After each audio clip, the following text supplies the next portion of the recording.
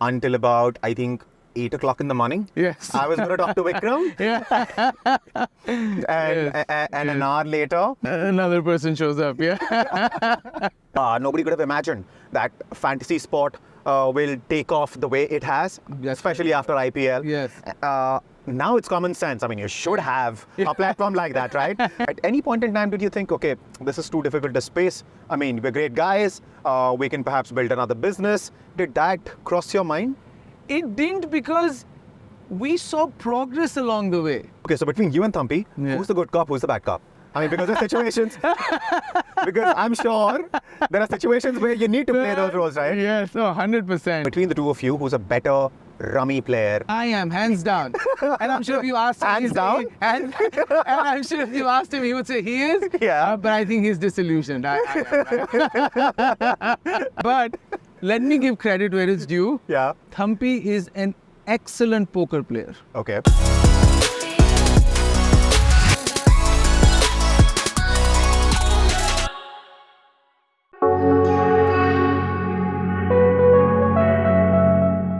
Fantasy gaming has had a slow start in a country that is obsessed with sports.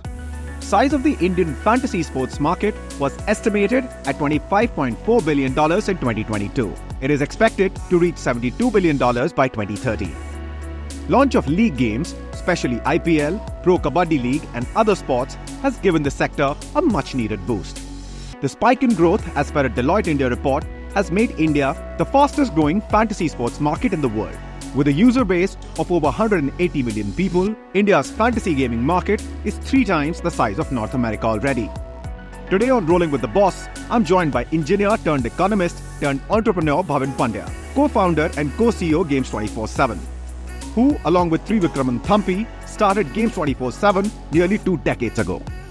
That startup has now become one of the leading fantasy and online gaming companies.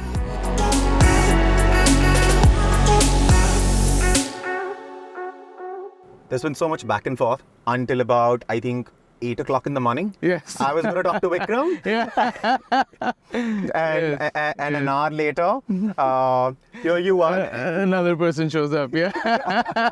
He has some back pain, and if he sat in a car for too long, then he was worried he might make it worse, and then he wants to keep himself mobile for more travel. Have you been making him work too much? Yes, we make everyone work. I'm just okay.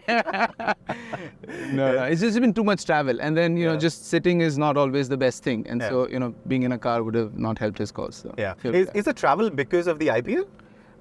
In part it is, just too many people to meet, but also we have offices in 3 cities, in Mumbai, in Bangalore, in Delhi, and so just, we always like to meet people face to face, interact with people more in person, and so I think that's where all the travel comes from. That coupled with meeting everyone else just adds up. Every day we're in a different city, but it's been fun. Yeah? Yeah. I mean, travel is, of course, since you are based out of Boston, and the business is here, travel anyway is something that you have to undertake a lot, right? Yes, and this is a recent phenomenon. So when we incorporated or started back in 2005, I was here all the way till 2021. Yeah. And then COVID happened, and our personal situation, my personal situation changed a little bit, and so I had to move the family. But all the work is still in India, and I'm here every month. I in fact work India time, so I wake up at 3 in the morning. And then work till about 3 in the morning, India time, US time. US time, 3 in the morning. 3 in the morning. So that you can... India more overlap, right? 3 in the morning is still about 1:30 or 12:30, depending on whether there's daylight saving or not. But between 12:30 and 1:30 India time, I start my day. And then I go PM, I start my day, and I go until about 9-10 in the evening India time. You're literally working across time zones. Yeah. But it's fun. The big benefit of that is that I don't jet lag. Right. So when I come into India, I hit the ground running. And then when I go back, I hit the ground running because it's the afternoon there. So your circadian rhythm is still in alignment with India, whether you're in India or not. It doesn't matter. Exactly. All right. So. And this particular trip of yours, one thing which has happened in case of, we'll talk about Games 24/7 in general, but IPL's going on. Yes. So RummyCircles, of course, is now an associate partner with IPL and franchisee partner with Lucknow. Lucknow team? That's right. So we are. So we were first the title sponsors of the Lucknow, Lucknow Super Giants. Right. And that relationship has been ongoing for the last 2 or 3 years now, actually. Yeah. And then this year we bid for the associate sponsorship for the IPL, and we were fortunate enough to win that. Yeah. And so we're associate sponsors with the IPL. We, as in My11Circle, which is our fantasy sports brand. Right. Yeah. So do you play yourself? I mean, because every Indian at some point in time has played cricket. Oh, cricket! Yeah. I grew up playing cricket. Yeah. I didn't, and that's the funny. I didn't grow up in India, but I grew Abu up Dhabi, in Abu Dhabi, but in a very Indian community, and so we'd be playing cricket all the time. In fact, there'd be times when it really got hot there in the summers. Yeah. And the summers that I didn't come to India. When I was there, we'd be playing at 2, 3 in the afternoon in 50-degree heat. Oh boy. Because that was the love for cricket, man. It doesn't matter where you are. If you're an Indian, you're going to play cricket. Yeah. And Dubai and Abu Dhabi, 50 degrees is very different from India, 50 degrees. Oh, yeah. Scorching It's hot. scorching heat. It's heat. It just burns you. But, as kids, you're very resilient, right? I'm talking about us being 13, 14, 15. So you're very resilient. You're like, there's not much to do, right? You don't have mobile phones back then. You don't have the internet back then. Yeah. And so you had to look for more physical pastimes, and this was fun. Yeah, because I remember when I went to Dubai, on one of those trips, I remember, it was so hot. I mean, people who were with me, friends, they wanted to go dune bashing, and I was like, Not for me. count me out. Yeah. Count me out. I'm definitely not stepping up. I ended up going to the Ferrari world and did whatever I did. That's right. Yeah. So, and none of that was also there when I was growing up, right? No Ferrari world, no dune bashing, no nothing. right. So you just, had to look at what options you had. But then it rained. I mean, it poured. Rained is wrong. It poured. Yeah. First time, it's the most rain they've gotten in 75 years. Yes. It's crazy. Yeah. It was crazy. Yeah. I mean, the visuals that were coming out were also crazy because, all of these fancy cars. I mean, we're on a fancy car. But I'm talking about the other fancy cars, the Ferraris and the Maybachs, etc. All sort of, destroyed by the flood and... Completely. And who could imagine? I mean... No one, actually. No one. And So, talk to us about growing up in Abu Dhabi because, I mean, you were one or when your parents moved to Abu Dhabi? Yeah. It is, unlike some other countries, when you move to, in the UAE, you grow up pretty much in an Indian community. It's a little India away from India. It is exactly that. The school you go to is Indian. Right. I went to a CBSE school. Oh.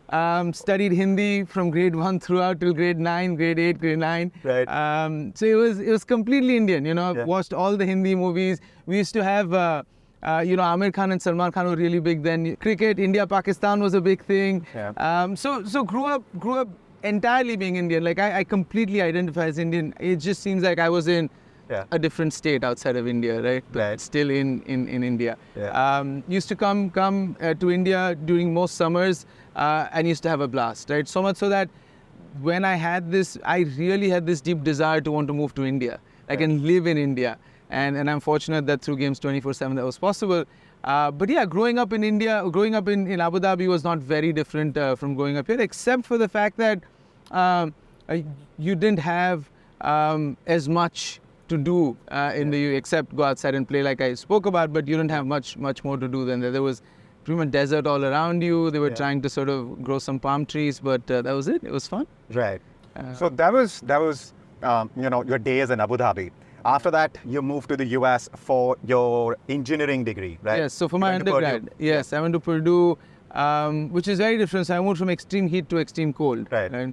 I remember in January, we had labs at 7:30 in the morning. So you had to sort of walk. So you had to get out at 7:15, walk to the lab in that cold. It was like -13, -14 degrees Celsius. Boy. You're fully covered. Yeah. But they were fun days, different experiences. So went to college there, studied engineering. Yeah. Wasn't necessarily fond of what I was doing, but I was a decent student, so I was doing well in class. It's just that I didn't see myself doing that. Yeah. And so was focused more on biomedical engineering. That's the kind of stuff I liked. Yeah.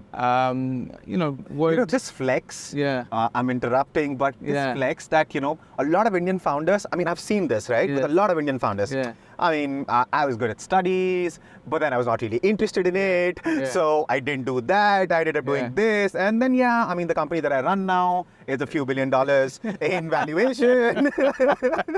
But please, go on. Yes. No, look, my view, Abhishek, is that I've just been very fortunate, right? I think I've been extremely fortunate to have been able to do what I wanted to do. Right. I didn't have a lot of people, and I'm fully aware of this. A lot of people have a lot of pressure, right? That once I finish college, I have to start earning, and then I have all these obligations. I was fortunate enough to not have them, right? So I don't forget for a second that I was very fortunate to be able to do what I was doing, and that it has very little to do with how bright or smart I was. It is just luck. Right. So that plays a role, but again, back to the point. Studied engineering, and then got interested in economics. So you went to New York University. Yes. Which is also where you met Vikram. That is correct. So went to NYU. They most of these PhD programs, you don't pay. They give you a fellowship. That's the only way you can go there, right? They're fairly expensive, but they invest in you, and then their hope is that you'll publish some great work, and then you'll make the college or the university famous. So went to NYU, and that's where I met Vikram. I mean, I call him Thampy, but that's where I met him. And so let's refer to him as Thampy then. Yes. So we were in a computer lab in the economics department. Yeah, apparently the story is, I mean, you met him while both of you were playing video games. Yeah, well, computer games, yes. Yeah, right, yes. Okay. Online games were just picking up. Yeah. And back then you didn't have, laptops were not as prevalent as they're now. Tablets were non-existent. Yeah. And so you'd actually go to a setup where you had like a computer lab. Right. And everyone sat down there, they logged in and they did their stuff. Yeah. And what you were supposed to do was a ton of research because you were in a PhD program. Yeah. But some people like me and even Thampy, as we later found out, were playing games there, right? So that's how it... But then that turned out to be the perfect, I mean, as they call in movies, meet cute, when the leading lady meets the leading man, right? And I mean, you've known him for what, 18 years? Yeah. So two Indians in a computer lab at NYU playing computer games. Yeah. They bump into each other, they meet, and they end up starting, games 24/7. So as the saying goes, birds of feather flock together. All the Indians will look out for each other. And like I said, I always identified as Indian, even though I didn't grow up there, right? Right.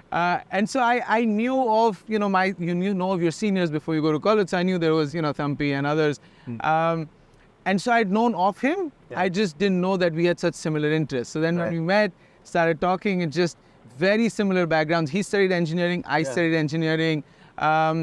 He was taught this game Rummy, which was the first game on our platform, by his grandmother. I was taught Rummy by my grandmother. That's an interesting story. We'll talk more about that. His father worked for a bank all his life. My father worked for a bank all his life. So there was like the number, and this is in different parts of the world. So the number of similarities were amazing. And so yes, so we said that we want to do something in gaming because we're obviously interested in it. But we were like, what can we do? Yeah. We're not the kind of people who wanted to be very creative and build very different games, right? We were not in the game publishing business. Right. What we were seeing around us that gaming would take off in a big way, but in a way where gaming is offered as a service. Okay. Right? So what does that mean? Right. That means that you take popular games, you take games that are doing well, and then you offer them over the internet. So we started with Rummy and chess, which had its challenges. When you have cards and you have money, you have perception and all of that comes in. But we've been both fortunate, and also I think the judicial system and the government has been very supportive. That we've been able to do the right thing. So that's how Rummy really started. And then later on in 2016-17, the High Court in Punjab and Haryana said that fantasy sports was also a game of skill. Yeah. So let's see if we can do that. The other challenge was recruiting people, right? Most people had not heard of the word startup when we started, right? So I came to India and someone asked me, hey, Bhavin, what are you going to do here? I was like, I'm working on a startup. And they're looking at me funny and saying, start what?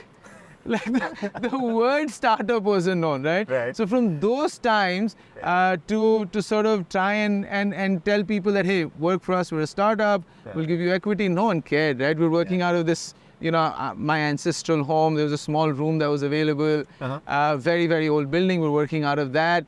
And this is at a time, this is in Mumbai. But eventually we were able to put a good team together. And one of the things that we fundamentally believe in, Abhishek, is that amazing companies are built by amazing teams. Right. It's not the product that will succeed. It's not the idea that will succeed. It's not how much capital you raise that will make you succeed. It's the team that will succeed, right?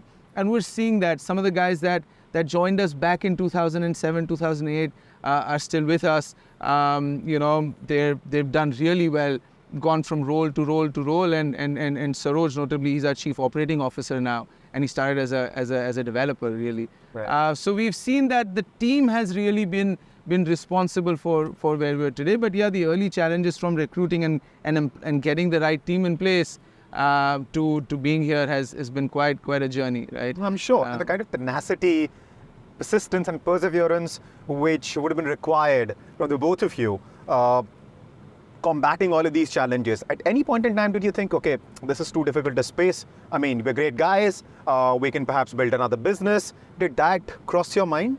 It didn't, because we saw progress along the way, right? Right. When do you say that, okay, I need to stop this when there are challenges, when you don't see any progress?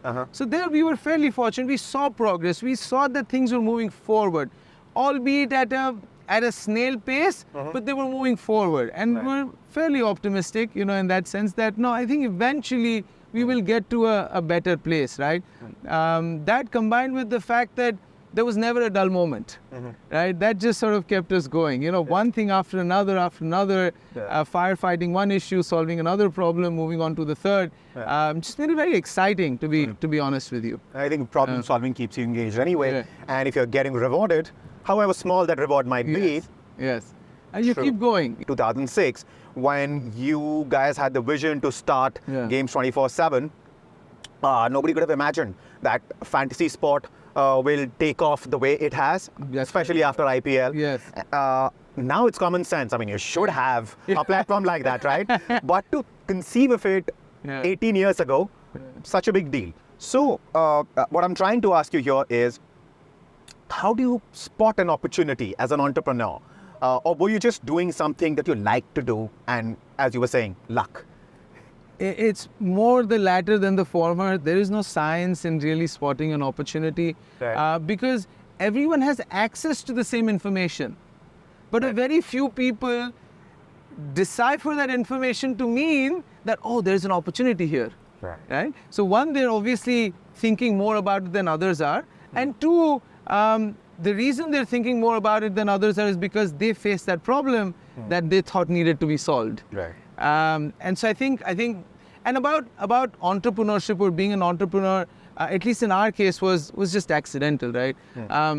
Man, I'll be honest and say this, that in the first month of getting into the PhD program, I knew I was in the wrong place, right? So I went from engineering to economics to entrepreneurship. So the third E finally worked, right? Right. And all this time, I'm sure my parents were very nervous, but they're very supportive, right? They're like, all right, we believe in this guy, he'll eventually figure it out. He's slow, but he'll eventually figure it out. And so slow is steady is fast. So I have to call it out that my parents have been very supportive, and my whole family, my sister as well. And then now I'm married and I have 2 kids, and my wife, ultra supportive, and that again I think is luck, right? Just being good fortune.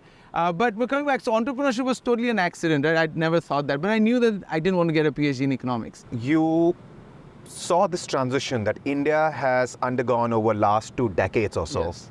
Now, of course, India is being talked about more and more at the global stage. India's growth story. You have seen this transition. Yes.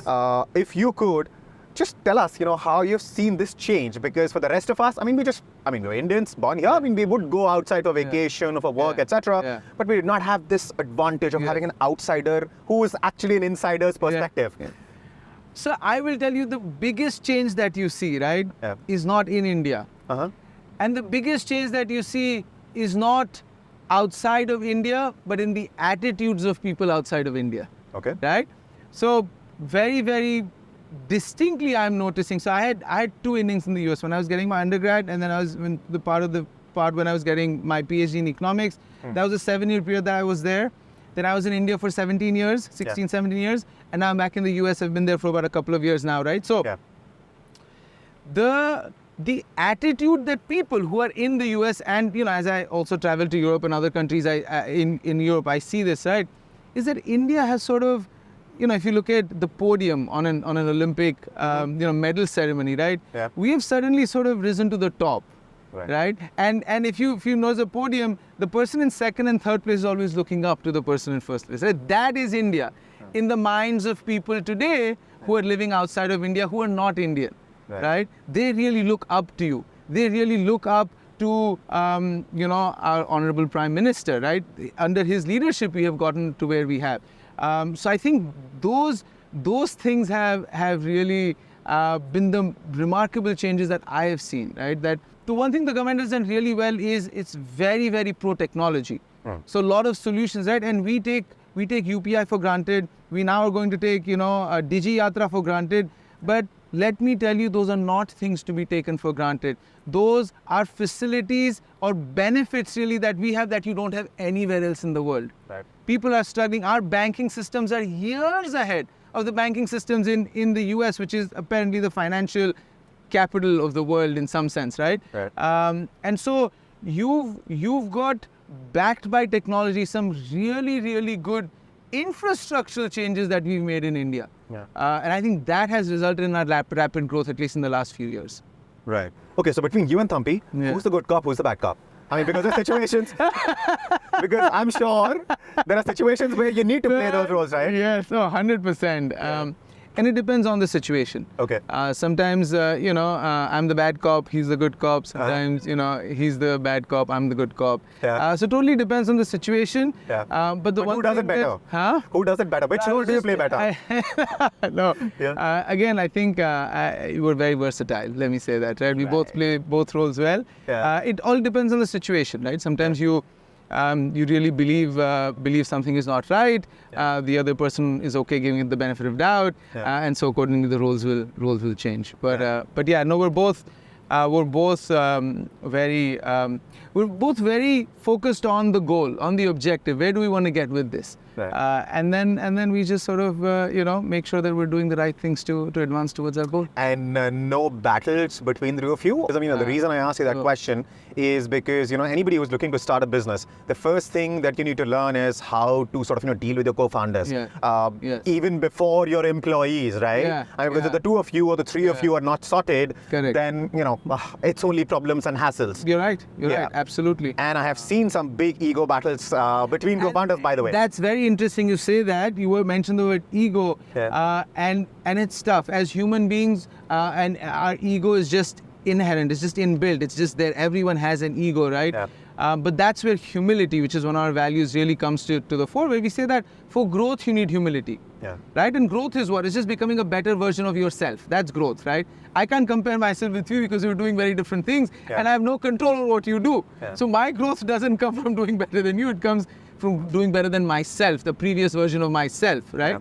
But to be able to do that, you have to be humble enough to accept that, man, I don't have it all, I don't know it all. I can always learn, I can always become better. Very well put, that it's always about being the better version of yourself. Yes. So focused on the right thing. That said, between the two of you, who's a better rummy player, between you and Thampy? I am, hands down. And I'm sure if you asked him, hands down? And I'm sure if you asked him, he would say he is. But I think he's disillusioned. But let me give credit where it's due. Thampy is an excellent poker player. Okay. Right? Very, very good. In fact, there was a time when we were in college, and part of that time we were also actually roommates. We were housemates, actually. We were in the same house, same apartment. And he used to pay the rent of that apartment through his poker winnings. So he was, so there was a time when we were at NYU, he would play a lot of poker and do really well at it. And so he's an excellent poker player, and there I will admit and I will accept, and no ego there and no jokes there. He's a great poker player. I'm a horrible poker player, very lousy, right? Okay. He's very good. And so, to that question, who's a better player? He's a better poker player. Fantasy gaming, of course, is the other important site for games 24/7. Yes. IPL's going on. Yes. You have played cricket in scorching heat of Abu Dhabi. Yeah. So clearly a fan. Yes. Oh, big fan. Pick a team. Which one is your favorite? No. You're asking me to pick between one of my fingers. All the fingers are very important. I can't pick a. I'm allowed to lose. I wouldn't. No. So and I'm not saying this because we're associate sponsors and we have to be neutral. No, I'm not saying allowed personal preferences. Bhavin. 100%, Abhishek. 100%. No, but I'm simply saying that because I'm truly a cricket fan. Like if I see a good game, right? Yeah. I really want to see some really good games and entertainment and some comebacks. The underdog sometimes winning. Yeah. And so sometimes players doing really well. So no favorite team per se. I'm a sucker for cricket in general, and I'll just go and watch a good game. All right, pick a player then. And in fact, you know what? I'll make it easier for you. You can pick 3. You can include all your favorites. The thing is, right, to me, how do I really pick a player, right? Like I have to know the person. I don't know any cricketer personally. Right. Like I don't know none of them, right? In terms of their cricketing skills. But the thing with skills, right, is that some right are greats, right? Like Mr. Tendulkar, he's a great, right? Yeah. He's really lifted. There's no debate on that. There's no debate on that, right? Yeah. And so you definitely enjoy his game. As a fan of cricket, I'm definitely a fan of his, but the entire cricketing world is, right? And before him, Mr. Kapil Dev, right? That's actually how I got introduced to cricket. I was 3 when India won the World Cup, and my uncle got me a bat, like a very small bat, but that had a picture of Kapil lifting the World Cup, right? Yeah. So that's how I know this is Kapil Dev. He won us the World Cup. Such diplomatic answers, Bhavin. I clearly can understand now why Thampy is a better poker player. He knows how to raise the stakes up. No, I'm not. I'm honestly not being diplomatic. I just enjoy the game. It's all right. Yeah.